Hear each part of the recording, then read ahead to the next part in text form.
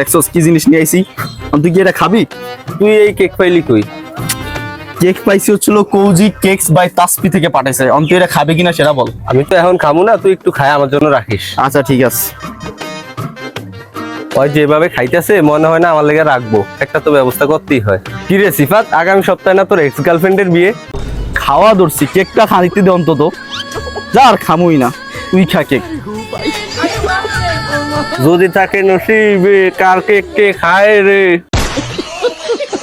আরে বেটা বুঝছি, কোজি কেক বাই তাসপি কেকটা মজা ছিল, তাই বলে কি এভাবে আবাইতের মতো খাবি? কে কানে কি কয়, তুই দেখ পুরো খাইয়াই তাও। ওর অবস্থা তো আরো বেশি চাল। আমি মুচ্ছাই দিতেছি তা। আরে মামা, কালকে কি হয়েছে তোরা জানোস? কালকে একটা মশা হাতিরে কামড় দিয়া হাতি পুরা মাইরা লাইছে। মামা সেটা জোকছিস তুই? পানি পানি। এরে তুই এবারে আবাইতার কি চাপাবাজি না আসস, বেশি কথা কইস না। কোজি কেক বাই তাসপি থেকে পরে এই কেকটা দিছে, এখন যদি ওর কথা মতো না আসস তাহলে ও কেক খাইতে দিবে না। ও মামা সেই পানি, আস আস সবাই আস। আরে বেটা তোরা আসিস না, খাওয়ার সময় কেউ এত আসে, বুঝছি তোরা আসিস না, খা কেকটা মজা না? খা। আরে মামা তুই এর খারে খারে ফোন টিপতেছস, কেল্লা তো ফতে মামা, একটা জিনিস তো হয়ে গেছে। তোর হাতে এটা কি? কেক এটা কই পাইছিস? কৌজি কেকস বাই তাসপি থেকে আমার জন্য কেকটা পাঠাইছে। দে খাওয়া তাহলে। তোরে কেন তোরে আমি খাওয়াবো? ওর নিজের হাতে স্পেশালি শুধুমাত্র আমার জন্য পাঠাইছে। না খাওয়াইলে সর, যা এখান থেকে। কি হিংসা হইতাছে না?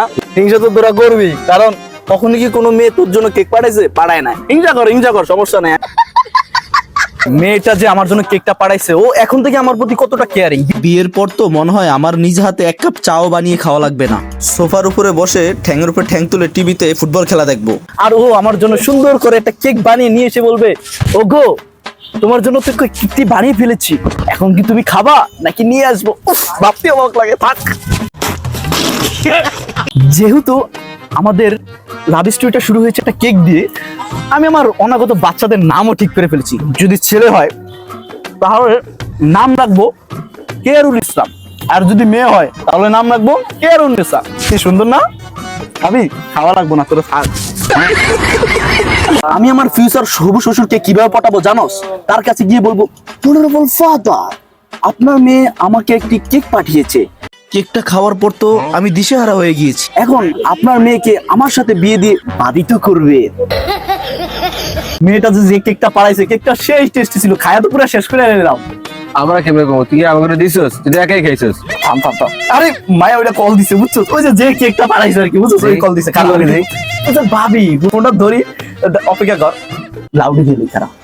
হ্যাঁ মেয়ে, তুমি যে আমার জন্য এত সুন্দর ডিজাইন করে কেকটা যে পাঠিয়েছো, আমি কি বলবো তোমাকে? আমার যে কেক পছন্দ, তুমি এটা কিভাবে জানতে, কি বলো তো? সরি ভাইয়া, আমার ডেলিভারি ম্যান ভুলে আপনাকে কেকটা দিয়ে দিয়েছে। এই কেকটা দেওয়ার কথা ছিল অন্য আরেকজনকে। এখন আবার ডেলিভারি ম্যান আপনার কাছে যাবে, গেলে একটু কষ্ট করে কেকটা ফেরত দিয়ে দিয়েন আমার ডেলিভারি ম্যানের কাছে।